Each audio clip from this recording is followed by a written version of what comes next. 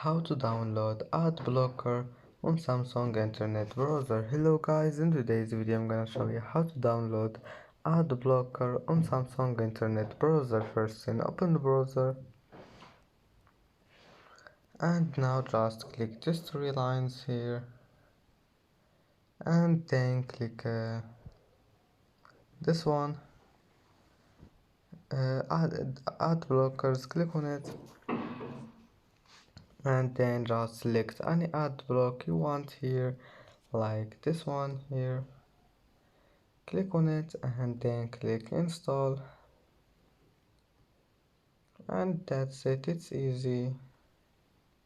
And that's it for today's video. If you like this video, don't forget like and subscribe, and thank you for watching this video until the end, and see you in the next video.